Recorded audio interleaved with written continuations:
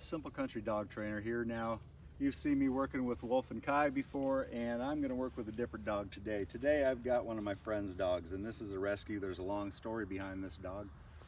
He is a Belgian Malinois, and I believe he's crossed with a Great Dane from the looks of him. I can't say for sure, but he looks like a Malinois Dane. He is a huge boy. He is a beautiful boy. He has a mind like few other dogs I've met, but he's got really, really high play and ball drive. So they adopted him from a shelter in southeast Missouri about 6 weeks ago, I think. I had trained one of their previous dogs, Cosmo, a big German Shepherd boy. They really loved him, though they loved the way he was trained. So before they got this dog, they contacted me, asked me if I'd be willing to work with him. And yeah, I sure have. And I've seen him about once a week on and off for about those 6 weeks. And they're out of town, so I agreed to watch their dog for him. So this is Yadi. He is not with me right now. He is otherwise occupied. He is not connected with me at all. He knows that ball's over there by that fence. If you want to go over and, well, he's not over there yet, but when he does, he's hanging out there. He'll probably start digging. He'll engage in some behaviors. This dog is extremely smart, and most people would interpret this dog's behavior with negative connotations. I could easily describe this dog's behavior as pushy, annoying, frustrating, dominant. I will never use that word because he's not. What has happened is this dog has learned how to work people. He's an excellent operant conditioner. He has studied people for his entire life, which is about 2.5 years, I believe. And he's found our weaknesses. He's found the limits of most people's dog training behavior. Now, most people would say, well, you know, you get this issue, and the issue is, and they've talked to me about this when they dropped him off, and he's over there digging right now, totally disengaged. And that garden's fine. I don't care that he digs over there. He's been let known that that's okay to dig over there. But this is just his behavior when he's checked out. He will run around. He may stop barking, and it's all about that ball.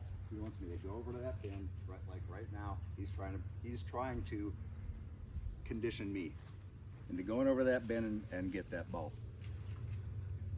So, what I'm looking to do with this dog is enter what's called the feedback loop. And I will use very few verbal commands. This is all me and the dog connecting on a nonverbal level because this is how dogs communicate. They do not speak human spoken language. Their language is subtlety, it is finesse, and it is all body. And it happens in milliseconds.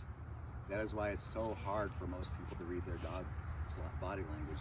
This took me tens of thousands of hours with over thousands of dogs to gain the knowledge that I have. So let's see if my knowledge stands up to the test. Some interventions, and you won't see me use either, would be to leash this dog up. Control him, control his body, teach him through his body that this behavior is not tolerated, that he's being bad. No, he's inviting me to play. I'm honored. I just don't particularly care for his style of invitations. It's if this was somebody's yard that they did give a care about, their yard being dug up, they would be really frustrated and not very happy right now. So let's see. When I pick up that ball, the game's going to be on, and his attention will change, and we'll just see how this goes.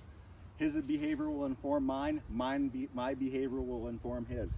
I may use up to 5 different commands. Off the top of my head, my recipe for today is your standard sit, down, sprinkled with a little flavoring of leave it, recall, and wait.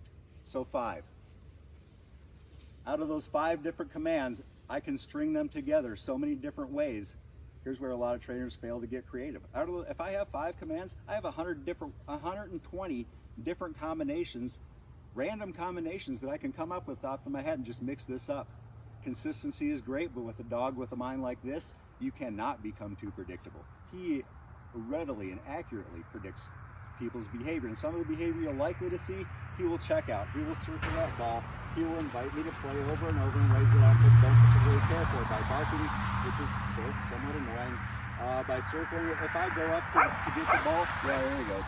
If I go up to get the ball from him, like I normally would most dogs, and say, hey buddy, let's keep playing, let's go. No, he's going to grab the ball, he's going to run around and try to entice me into a game of chase. This is a huge athletic dog. He's at least 80, 85 pounds, I believe, maybe 75. He's huge, he's athletic. I do not want to control this dog's body. It's frustrating for him. It'd be frustrating for me, and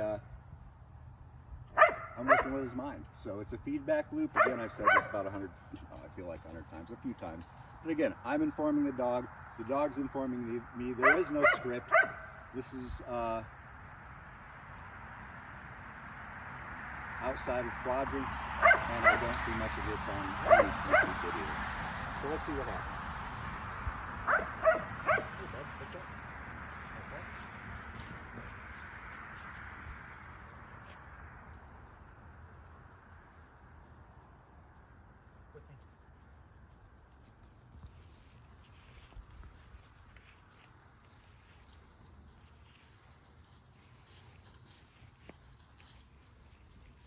Wait. Keep it on him. I'm about, 10, 15 yards away. Come! There, sit. Yes. Yes, good boy. Get on that, good boy. I don't really need to tell him that. He gets on it. So here's where the trouble starts. He doesn't want to end the play sessions. When his caretakers want to go back in the house, he's starting to do all this. So I hate to do this, but I'm gonna show you what not to do. I'm gonna get that, Yadi. I'm gonna come get that, buddy. Yeah. Hey, good boy. Well, good call. Wait.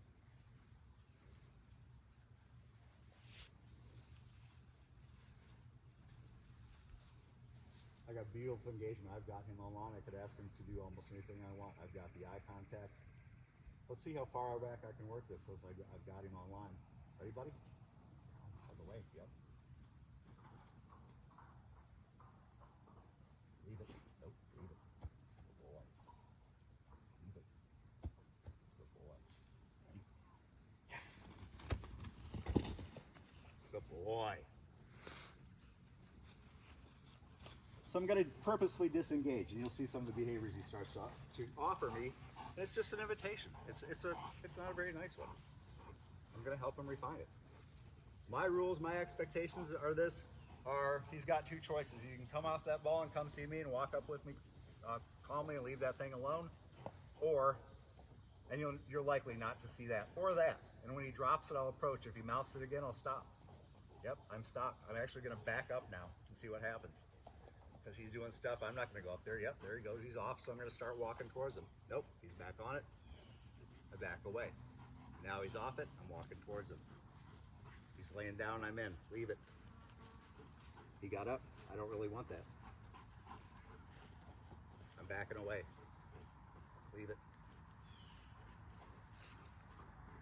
Good boy. Good enough. Didn't stay perfectly still, but he's doing very, very well. He's a good boy. He is so smart.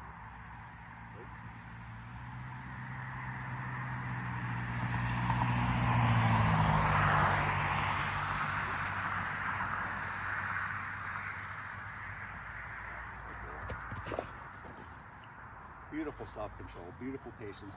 This dog has plenty of ability to control himself. His nuisance behavior is not lack of self-control. He has learned to work people. And unintentionally. People unknowingly reinforced all this behavior that is now being called bad, dominant, maybe called dominant, bad, disobedient. The boy off that. Felt that one coming, I heard him. Nope. Yes. Nope. All the way. All the way. Yes, good boy, wait.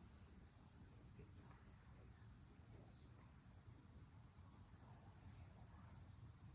Sit. Sit. Up. Sit. That's good enough. Again, did he disobey? No, he just wants to play. I will accept this. It was a suggestion. I'll take his suggestion. Anybody?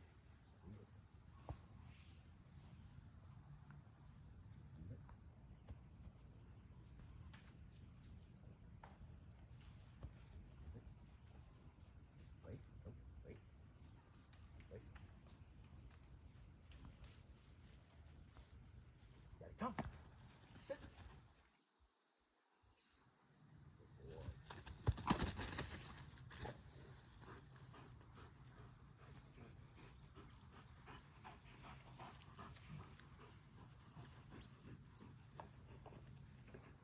So he has been air snapping, he'll bark, so I cleaned that up a little bit. One session this morning, I don't see much of that. If he did, I would just check out, disengage myself and walk away, create distance, like I'm doing now. He's on it, he doesn't really want me to come play with him yet. He's inviting, but I don't like this invitation. So I'm continuing to back up, and I'm disengaging.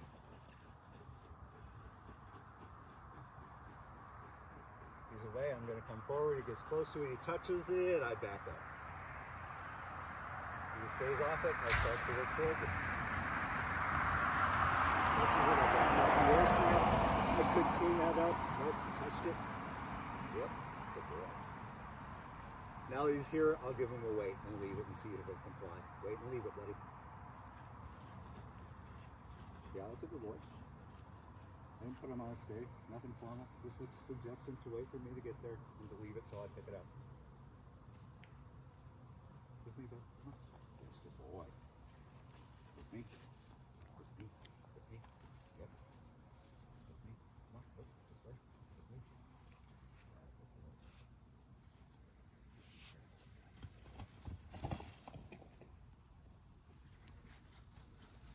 It's hot out here. That's the only reason I'm looking at my watch. He's a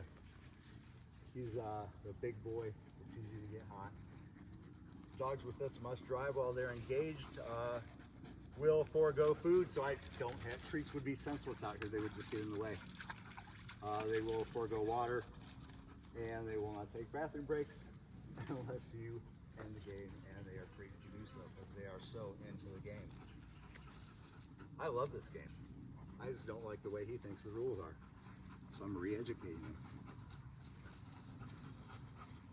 Good boy. Read it. Good boy. Read it. Good boy.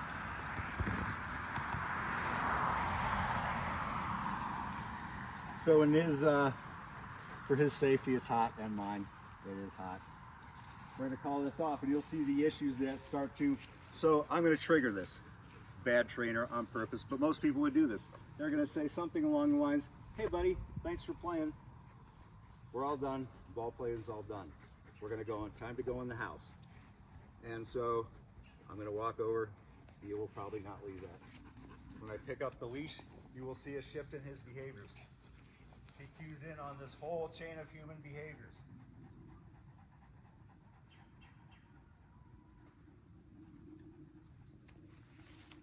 So now I'm going to flip the script.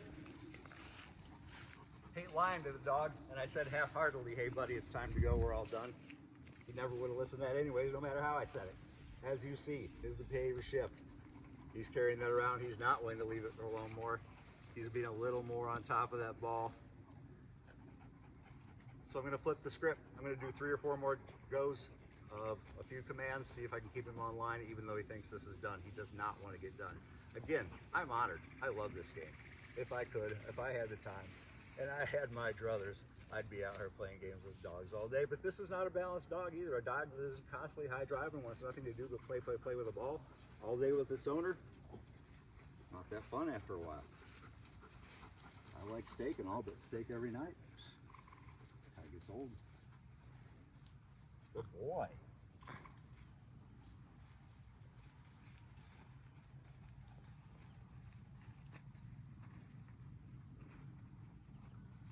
Come. Sit. Yes. Good boy. So he's traveling a little farther this time. He definitely does not want this game to be done. He will come back because the ball don't play with itself.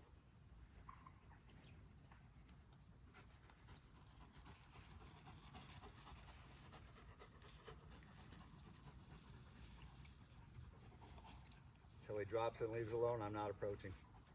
He knows I'm approaching. He's not leaving it alone, so I stop. Now he is. I approach. Good boy. Wait. Leave it. Leave it. No, leave it. Yeah, good boy. Nope. You want to leave it though. Come on.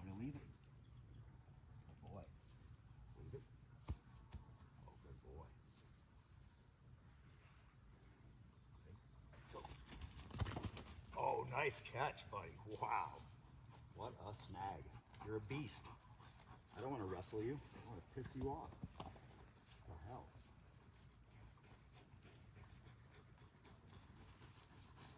Work with the dog's mind. Don't control its body. Don't hurt its body. That is not training. That is not educating.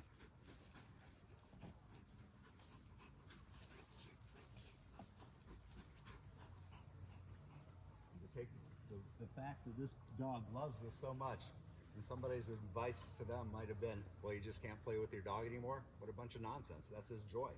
One of his parents loves to go out in the backyard, and it's huge, like ours, and play ball with this guy. This guy just doesn't want to stop. So I'm re-scripting the game. I'm flipping the script. Right, buddy? Yep. Ready? Oh, almost. Nice catch. Woo! Yes. Time to go in, bub.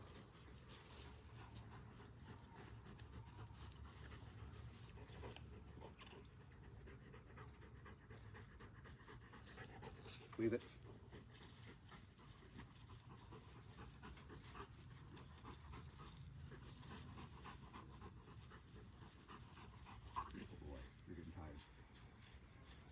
Good work, man. Now we're going to run it off to re-engage with me. This ball is the conduit to me. It's me that he wants. It's his interaction with me that is driving this. This ball is the conduit for both of us. It opens the door to the communication that I'm looking for with any dog. Hey, buddy? Let's run it off, bud. Let's take a lap. Let's go, buddy.